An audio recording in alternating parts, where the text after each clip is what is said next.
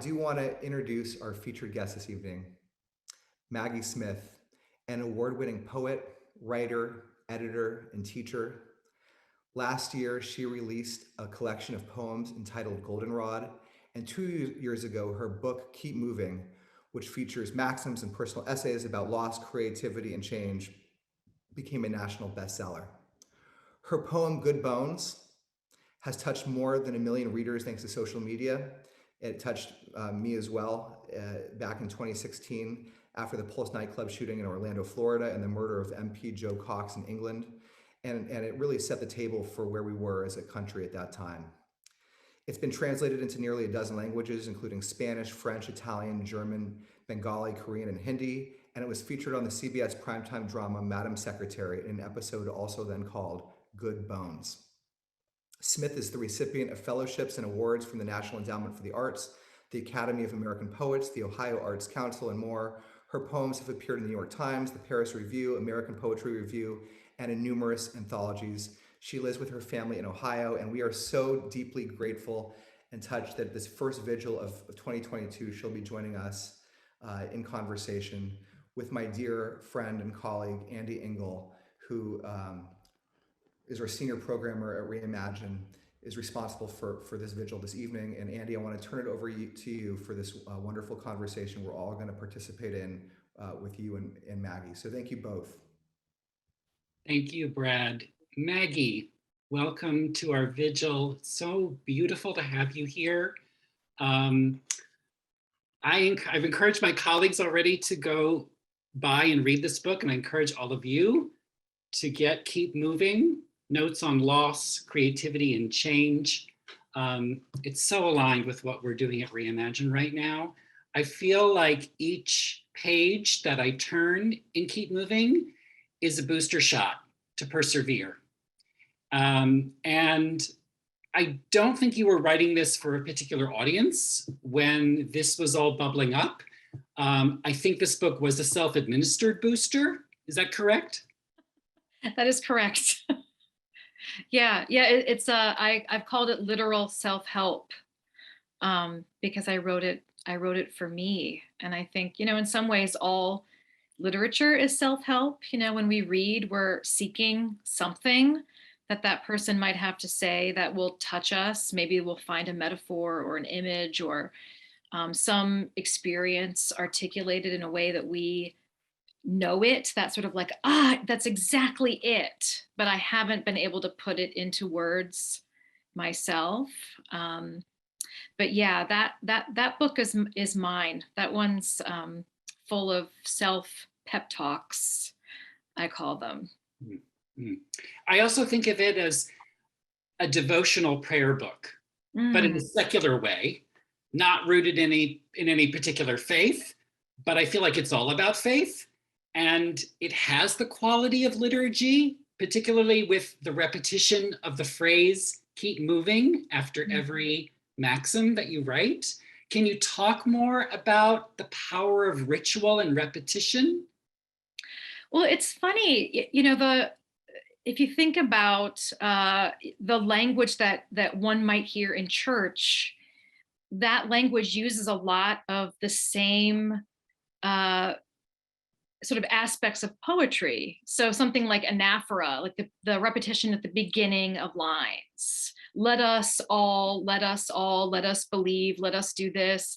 That sense of repetition in poetry is rhythmic and musical, and also sort of a mnemonic device, right? We kind of know what's coming because we know the repetition is leading us somewhere, and it's used the same way in across faiths. So I think that it's a natural thing when we're in a space of sort of self-consolation, if that makes sense, when we're sort of singing a lullaby to ourselves, when we're trying to console ourselves, that we return to that kind of musical, lyrical, comforting, those sorts of speech patterns. And I think that's really where it comes from. Did you grow up with a particular faith tradition? I'm just curious. I did. I was raised Methodist until I was 14. I can see my dog crawling around in the back of the screen. This is what happens on Zoom. This is just what it Perfectly is. fine. It's fine. Hopefully she'll just walk and lie down.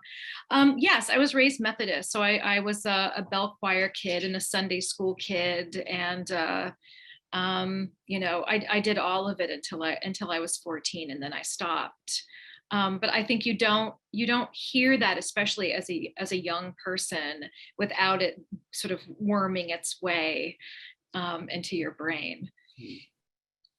Well, speaking of, religion, I think of writers as monks who, crave that space of silence and quiet in order to do their worship, their work.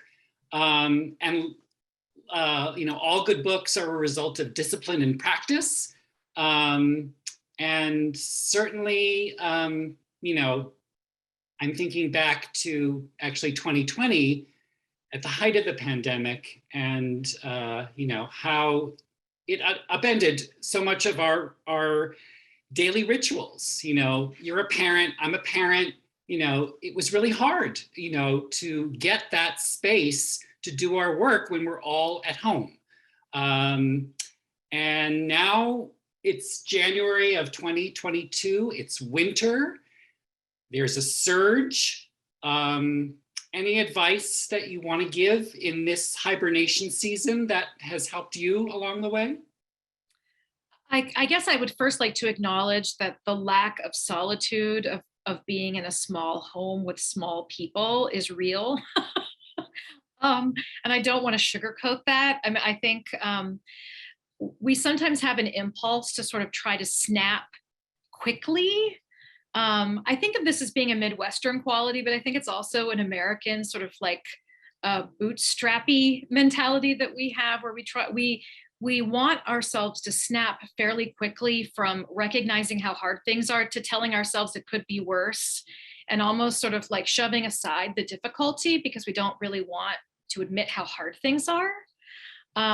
So I think before even saying, here's what I would do to make it better, I want to say it's just hard. And I think it's okay to have it just be hard. And some days it's just hard. I mean, this weekend was hard. It's cold here in Ohio. It's been rainy. The kids want to go out and play. Nobody wants to play because we have a surge and the kids have to be masked outside. I'm picking them up from school for lunch on 2 different lunch hours so that they don't have to be unmasked in their school building, which I realize most parents can't do. I just happen to be a poet who sits in my house all day.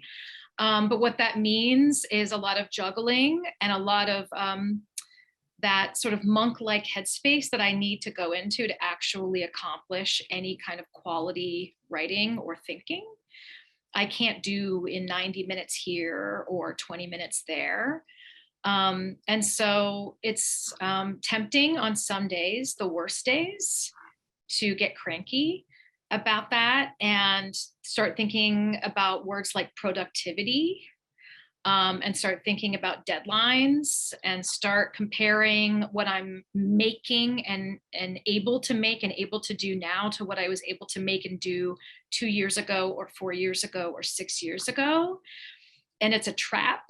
So I have to remind myself that my job is surviving and staying healthy and keeping my kids healthy mentally and physically. And sometimes that's the win. And it might mean that, dinner's not great. And I only really revise half of a poem today instead of doing the 5 things on my to-do list that just get shuffled to the next day. I just scratch out Sunday and write Monday at the top of that to-do list and just hope that I'll get to some of those things. And I think, really my advice is not about how to make it better. My advice is more of a reframing, which is extending ourselves some self-compassion. And I think, and I write about this in Keep Moving, but I think so much of what we do to ourselves instead of for ourselves when we're going through difficult times is we are not as kind to ourselves as we are to those around us. So if I were to go to my mom or my sister or my neighbor and say, I am buried, I got nothing done today, I set a small fire trying to make dinner, which actually happened tonight. The dog's not gone for a walk. Everybody's cranky and I'm letting them watch television because I don't feel like arguing or playing a board game again. What that person would say to me is, you're doing great. Your kids are healthy, they're safe. You got dinner on the table despite the the smoke alarm going off. You're doing fine. Tomorrow's a different day. And that's what we would say to our friends too, but to ourselves, I don't know. I think we are not kind in our self-talk. And so Keep Moving was really a project for me in being kinder in my self-talk. And it's not a problem I solved in writing the book. It's a problem I wake up with every day and have to sort of resolve for myself. And some days I'm better at it than others. I appreciated reading in Keep Moving, hearing again and again this need to give yourself a break, cut yourself some slack. It's okay. And maybe this is a good segue now. I would love for you to read a poem about this experience that you're describing about being a parent right now. I thought of one in particular, but if another one comes to mind that's easy to access, just do it. But I was thinking about the one, I think it might be in Goldenrod. During lockdown, I let the dog sleep in my bed again. That dog behind me, who I don't let sleep in my bed because she kicks and snores. But at the very beginning of lockdown, I was just so lonely. I was willing to put up with a kicking, snoring Boston Terrier. Not anymore. I got over that. She sleeps in her crate now. Good for you. I guess that's a sign of better mental health now, is that I've let the dog leave the bed. Like we're measuring in baby steps. Yes, this is in Goldenrod. This is during lockdown, I let the dog sleep in my bed again. And the dog was in the poem originally, but I revised her out. So now she just lives kicking and snoring in the title.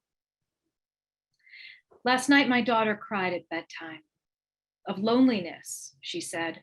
She's seen the graph, the jagged mountain we need to press into a meadow, and maybe she pictures the drive home from southern Ohio, how the green hills flatten without us doing a damn thing.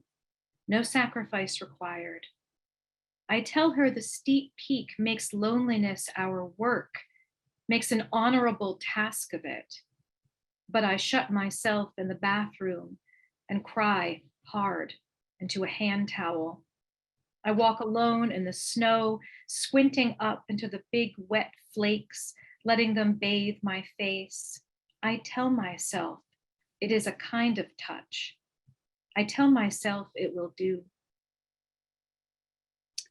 I'm seeing that graph again in my head, of the recent surge, and knowing that I have a 15-year-old, I can't protect my kid from anything right now with social media. Yeah. I mean, there's that.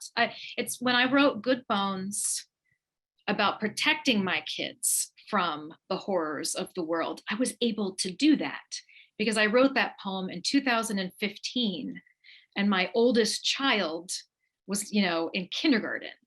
So it was easy to get into the car and click off NPR before they started talking about Sandy Hook. It was easy to turn off the news and turn on Nickelodeon. And now she is 13 and I can't do anything. It's like I'm standing in front of a speeding bus holding my hands out in front of my body. And that's what life feels like a lot of the time. And COVID has, I think, made it worse because for a long time, I've been worried about these 5 things that I've been juggling my feeling anxious about. And now this has just thrown like 2 more balls and we have to keep them all, going. And it's a lot. I miss, part of the grief, I think during these last couple of years, part of the grief is the grief for like the version of the world and the version of ourselves that we had before. It feels awfully quaint to only worry about these 4 balls I had to juggle 4 years ago. Absolutely.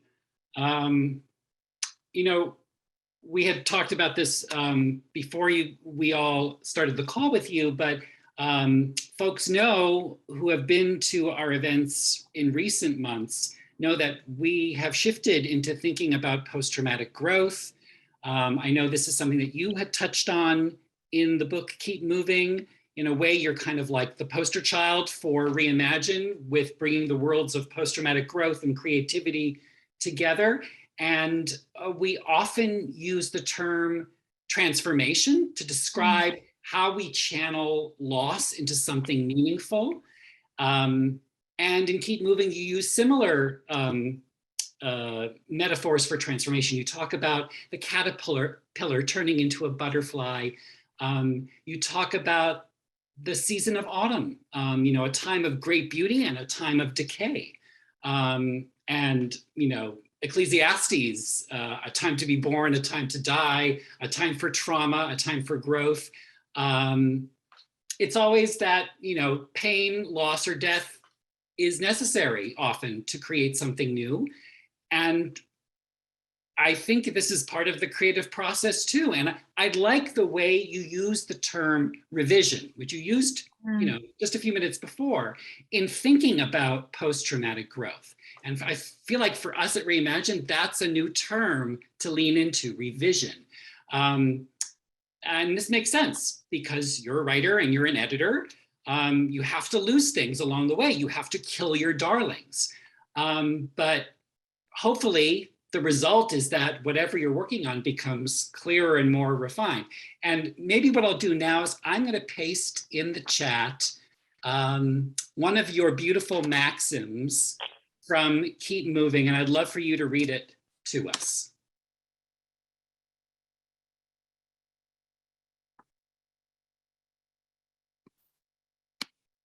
There it is. Accept that you are a work in progress, both a revision and a draft. You are better and more complete than earlier versions of yourself, but you also have work to do. Be open to change. Allow yourself to be revised. Keep moving. Yeah, it's funny. I mean, revision is something I think about as a writer all the time and as a teacher, because we have to say, you know, it's not first thought, best thought, right? You write something down and then the real work starts. The real work isn't that rush, that sort of honeymoon phase you have with your creation, whether it's a drawing or you know, a piece of music or a poem or a story. The real work, and for me, the real pleasure is what now? Like, I've got this thing now, what do I do with it? How do I make it better? What needs to go? What can stay? What gets replaced? And revision, really, I mean, the root of the word is re-see. It's re-vision. You're seeing something anew. You're seeing it with new eyes. And part of the sort of reframing of when things go wrong, whether it's in a piece of writing or in life, I think part of the reframing is seeing as an opportunity to do something differently. I had a conversation with a friend who wrote a memoir called Group, about group therapy. Her name is Christy Tate.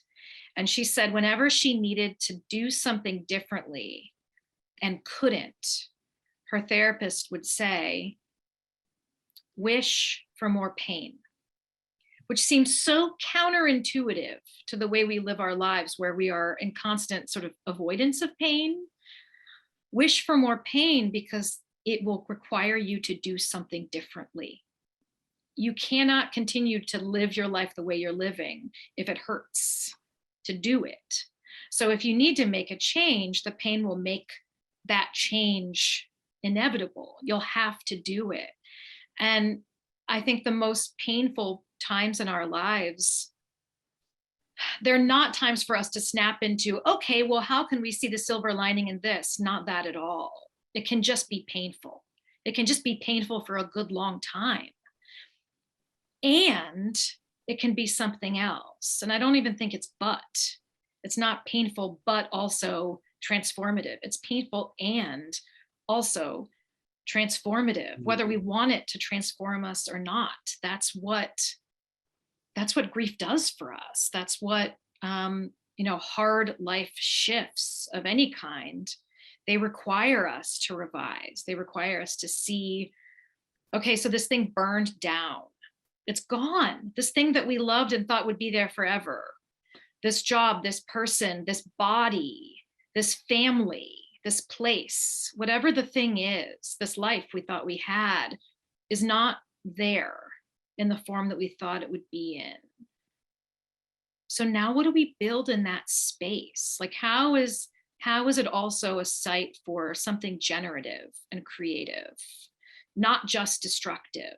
And the post-traumatic growth, metaphor that I relate to, I think strongest is forest fire. And actually, I just watched another documentary about this called Borealis yesterday with my son. We like to watch nature documentaries together. He's 9, but if it has anything to do with nature, I can talk him into it, especially if there are donuts involved. So we watched this documentary called Borealis about the boreal forest in northern Canada, and about these trees that cannot grow and procreate and continue without forest fire, and not like some little fire, but like real sustained extended fire, because the kinds of cones that they shed will not open. They're so tightly sealed with resin, they cannot open without extended high temperature.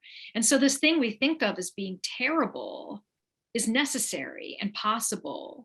And that andness of the situation, I find really helpful as a metaphor for when things feel like they're just bad. It helps me to think about like, and what else are they? Maggie, this isn't as dramatic as the forest fire, but I also notice on my walks, I live in New York, there's a beautiful old growth forest in the New York Botanical Garden in the Bronx. And I notice there are many of these trees that have fallen over time. And rather than removing those stumps, the rangers just leave them there because they're also necessary in the growth of that forest. Yeah, and their habitat, and they're feeding everything else.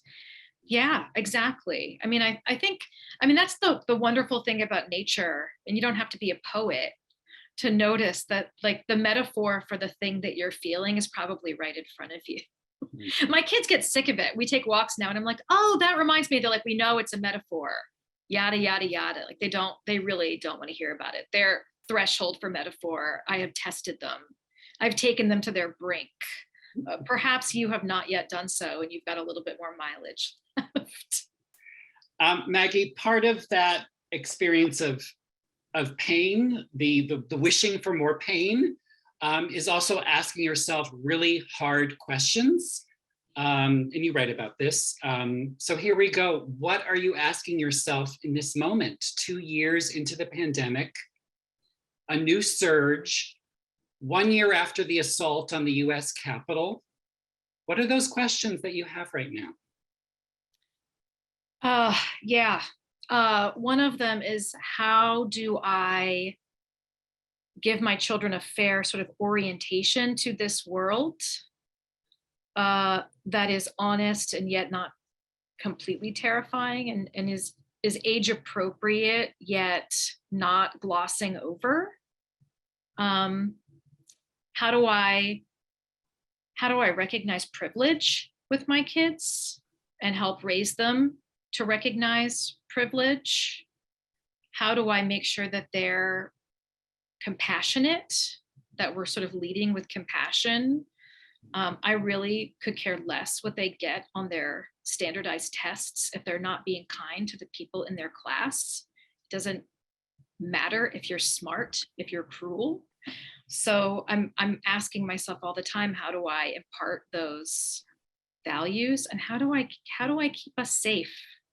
I think that's one of the questions that we all have right now, is how do we stay safe? How do we keep one another safe? I'm staying safe by staying home and staying vaxxed and boosted, despite the fact that I have massive, I feel very cooped up I have a lot of, I will admit, I was doing okay there for a while. I have a lot of COVID fatigue right now. I finally got my youngest child vaccinated and had this idea pre-Omicron that we would be able to eat at a restaurant together as a family for the first time in 2 years, just me and my children. It seems like a really small thing, the idea that the three of us could go out to eat together, but we haven't done it in such a long time. And I was really looking forward to taking them to a restaurant. And then now it's a really small thing. It's not a big deal. I'll make and burn 100 dinners. It's fine, but it's a difficult. I think it is a big deal. It is a big deal, Maggie, because there's no hierarchy of grief right now. Well, that's true. That is true. That is true. I'm curious also where you see justice in having a role in healing and transformation. That's a really difficult question because I sure don't see a lot happening. Another thing is like, how do I live and parent angry? Because I am.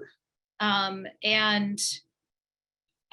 think I sort of, for better or for worse, am not hiding that as well as I once did with my kids, in part because I think they're old enough to handle a little outrage. And in part, I don't know how to pretend like everything's okay anymore. So yeah, I'm mad, and I don't see people doing what they're supposed to be doing, and that is Supreme Court justices and school board members and neighbors. And I mean, it's so wide and so big, and really touches sort of every aspect of life. And I don't know how to sort of wrap my head around that, other than to be honest. And just say, I don't have all the answers and I can't fix all the problems. So what I can do is be accountable for myself. And so these are the honorable decisions I'm going to make on behalf of myself. And these are the actions we're going to take to keep ourselves safe, and as a way to also take care of our neighbors and the other people in our community.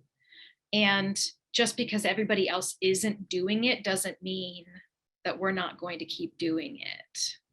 So no, we're not going to go to the big family holiday party because I don't think that's a good idea. No, you can't go do this one thing with friends because I don't think that's a good idea. No, we're not going to do this, or this. I don't like being the bad guy. But I think, these times, I think we're hopefully at some point we will be rewarded for the difficult decisions that we're making and the sacrifices that we're making. And yet it's hard to see sometimes, if we've learned anything from, I want to say the past 2 years, but I could say the past 6 years, or I could say the past 20 years, or I could say the past 200 years, is that it doesn't always tip in your favor. But that's never an excuse to not live with integrity. Maggie, I think it's time to hear another poem. We've talked about national, global issues. I want to get to more personal stuff. I would love for you to read, if you have it handy, At the End of Our Marriage in the Backyard. I can find it. And while you're finding it, I'll mention that, until last summer, the majority of Reimagine's programming had focused on mortality, those hard conversations on death and dying. And now we've broadened this mission to have conversations about facing all kinds of adversities. And we haven't really talked in depth about divorce yet. And this is why I would like you to read that and we can talk about it a bit. Sure, I found it. At the end of our marriage in the backyard, we let the lawn go to wild violets and dandelions, to crabgrass, to clover bending under the weight of so many honeybees our children can't run barefoot. We do nothing. letting ivy snarl around the downspouts and air conditioner, letting milkweed grow and float its white feathers.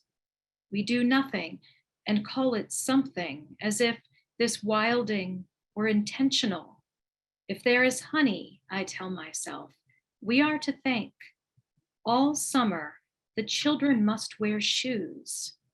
We sit out back while they crouch in the clover, watching the bees, calling out when they see sunny crumbs of pollen on their legs. Maybe no one will be stung. Late in the season, we sit ankle deep in weeds and flowers, in weeds we call flowers. Thank you, Maggie. You know, you wanted your kids to wear shoes while running around these beautiful weeds. I haven't experienced this myself, but I imagine that divorce is painful. And it's other things too. And do you think your kids are at a point now where they're appreciating how it may have helped you to grow? I think so. I mean, it's a strange thing. I think, you know, all of us, well, maybe not all of us. I think some of us would like to snap our fingers and undo it if we could, but that would mean going back to a way back before. Some things can't quite be undone. You can't unsay the thing, you can't unring the bell. Life is certainly more complicated now in ways they don't enjoy. But I think also, and I haven't asked them this, so that's a really good question, but I know them well enough because we live together and spend almost all of our time together. I'm willing to bet that they would tell you that I'm happier now, which, having read Keep Moving, you probably know I did not think that was going to be the case. I definitely did not sit down writing that book thinking, well, this is the best thing that could have happened. I thought it was the worst thing that could have happened. And in many ways it was. I told a friend the other day who texted me about her own divorce. I've become the divorce whisperer now. This is what happens when one gets divorced. Whenever people get divorced, they reach out to you. And I'm happy to be on text messages with people who are going through that. But I said it was the best, worst thing that ever happened to me. Sort of like becoming a mother was the best, hardest thing that ever happened to me. It was the worst thing. And I think for the sake of my kids, I would still wish to undo it, even if it meant me being less happy in the long run, giving them that stability. Maybe that's wrong. My thinking about that may evolve over time. But for me personally, I feel like a more whole version of myself than the version of myself that I was able to be in my marriage, at least in the last, 5 years of it. And so that's something I would have traded away to keep my family intact. And I think it's something, frankly, that a lot of people, in particular, a lot of women do trade away to keep their families intact. And I wasn't given the choice. And so that's sort of, a weird blessing. Like, thank you for not giving me the choice and forcing me to grow. Like, thank you, forest fire, for burning everything down and opening up some things that I didn't know needed to be opened. It's a strange sense of gratitude when something so painful ended up being also, and not but and positive in other ways, if that makes sense. It totally does. Thank you. And you write about witnessing beauty emergencies. There was one this morning here. Tell us about it. Yeah, my daughter came down. Actually, no, it was this afternoon. It was actually after I set the fire, which is funny. She ran into the kitchen and was like, "Did you see the sunset?" And I was like, "Violet, I'm like literally trying to not let the microwave catch on fire right now. Like, I'm pouring water into the microwave because the oven fire went up around the microwave." So I was like, "No, I'm not looking at the sunset right now. I'm trying not to burn the house down while making fettuccine."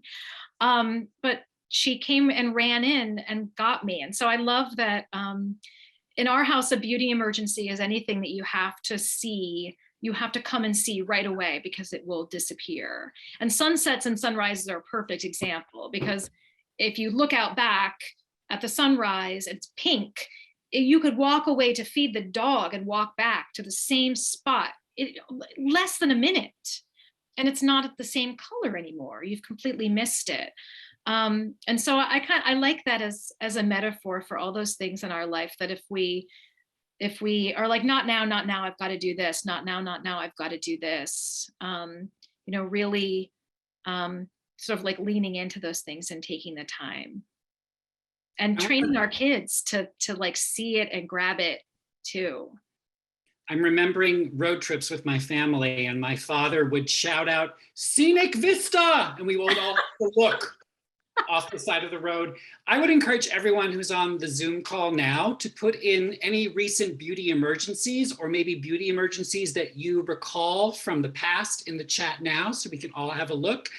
And while we're doing that, Maggie, I would love for you to close out our conversation with a reading of Good Bones. Oh, I'd be happy to. Here they come. Sunsets and sunrises, cardinals on the deck, snowfalls. Lovely. I love it. New York is looking quite lovely now. We had some snow a few days ago. Looking at Pikes Peak daily.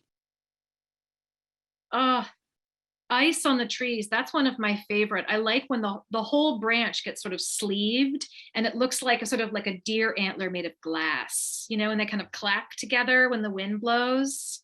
The best. I hate to be out in the weather when it's that cold, but it's beautiful to look at. Oh, this is great. See, okay, this is the thing. It's so easy to get up in the morning and think about your to-do list and also everything that's wrong. It is so easy to get up in the morning and think about everything that's wrong. Like, I have this to do and this to do, and I can't go do this, and the kids are this, and my sister has COVID and her kid doesn't yet, but do I need to take them a casserole? And I don't have any stamps, and I have all this outgoing mail, and there's no gas in the tank, and literally or metaphorically. And if I spent the time I spend, mentally listing all of the things that are irking me, if I listed the beauty emergencies or just all the things I have to be thankful for, big or small, getting the fettuccine on the table despite having a small kitchen fire and maintaining my sense of humor, like just being able to really in a granular way list all the happy things, we would be so much better off. I think that's the homework assignment. Let's do it, everybody. Okay.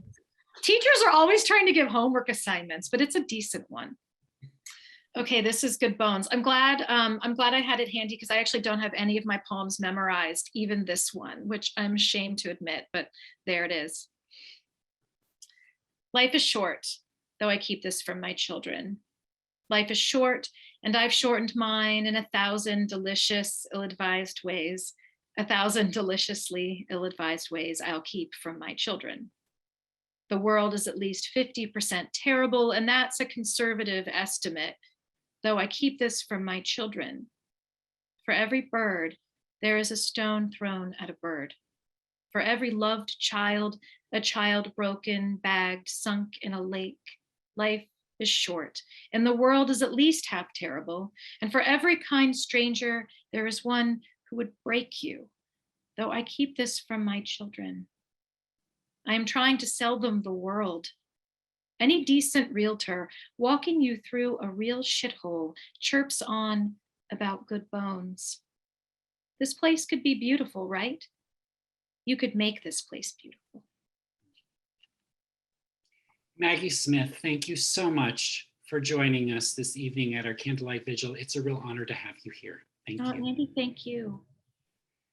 And now it is also my great honor to invite our next speaker, Lily Liu. Lily is a master storyteller, a family caregiver, and a beloved Reimagine collaborator, and she's so much more than that. She's appeared as a speaker and participant on several Reimagine events, including our Asian American Table Talk series in 2020. And this past year, she co-organized That One Step, a group conversation about grief, growth, and action. She is an inspiration to staff and others in the Reimagine community. Lily, the floor is yours. Thank you, Brother Andy. I really mean that sincerely. I am so grateful to have this opportunity to be in community with everyone. Brad Wolf was introduced to me last year when I discovered Reimagine through friends who asked me to be a collaborator with them. What a vision Brad has. Thank you, Brad. For someone who's been stuck in 758 square feet for 2.5 years, Dara, Andy, Zubin, the team have been my family. When you're a caregiver for an older person, you are pretty much isolated, lonely, and alone. So it is an honor to be able to be with Ms. Smith today. Your works so inspire me and all of us. I wanted to share an intention because it was like a homework assignment, because otherwise I would be elbow deep in washing dishes, doing literally, I've done 9 loads of laundry in sequence.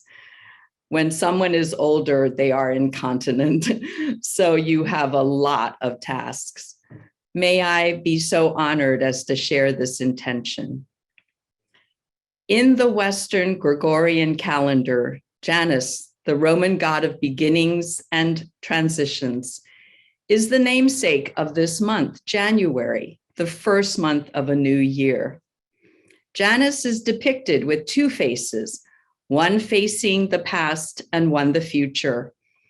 This is yet another January that I and you could not wait until the previous year was in the rearview mirror. This was the feeling I had, though, in January of 2021 also.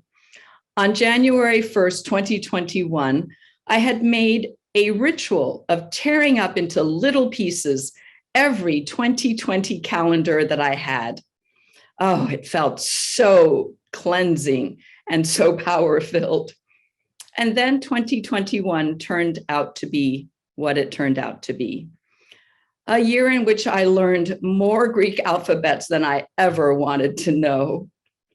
Janus is also depicted holding a key in his right hand, the key to gateways of what once was and what is to come.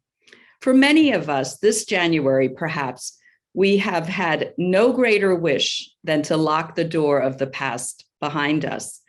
2 years, days, weeks, months that blurred into each other. Personal losses, relatives like mine, and or friends lost to COVID, and other gut-wrenching, heartbreaking losses. Friends moving away because they could work remote now, and the fracturing of ties because of distance or perhaps too much proximity. Our community's losses, our nation's losses, and the losses experienced all around this beautiful blue marble that we call Earth. In Roman mythology, Janus protects doorways and thresholds, the space between boundaries.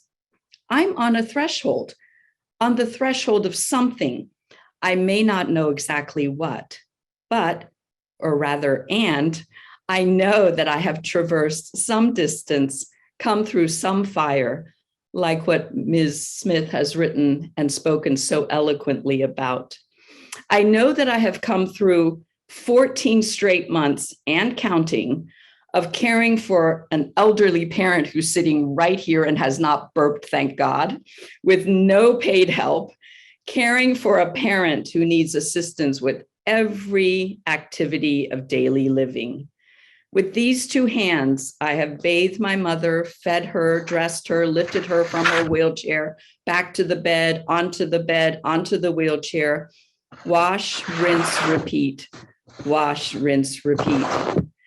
When you grow up the child of immigrant parents who literally walked out of China on their 2 feet to escape communism, and then had to spend 4.5 years in a refugee camp in French Indochina, you do measure yourself, your own resilience, your own courage, your own strength against some superhuman lives. My parents, survivors of the traumas of war, famine, disease, death, and exile, kept much from us children. They spared us much. I may not have gone days without food, nor had to climb mountains to escape an enemy. I was spared witnessing the decline into mental illness of a classmate. I did not have to leave behind parents and siblings and go into exile. The world that they knew had come to an end. But I too was tested these past 2 years, and I have made it to a threshold, the threshold of what lies ahead. I recognize the difference between an end and the end. Behind me is an end. Life can only be understood backwards, but it must be lived forwards. Those are the wise words of the Danish philosopher Kierkegaard. I keep moving into 2022. This year could be good, right? We could make this year good. Thank you. Now, will everyone please, wherever you can see it on your screen in the chat, won't you please write in the chat for whom you are honoring, the person or persons that you'd like to honor and your relationship to them. Thank you. Maggie, do you have any last reflections you'd like to share with us? Honestly, just sort of, I'm trying not to cry from what Sandra said. This has been incredibly moving for me and really touching and special to just have the opportunity to spend this time in community on a day when, frankly, I felt very cooped up, cranky, alone, and set a fire in my kitchen. I mean, it was like not a great day in my life in general. And yet I was so looking forward to spending this time not really knowing what it would be. And I'm so glad I did. And I think probably many of you feel this way who come back because you get something out of it. It feeds your spirit in a way that maybe you don't get via other means. So I guess my final words are thank you. Really, thank you for having me.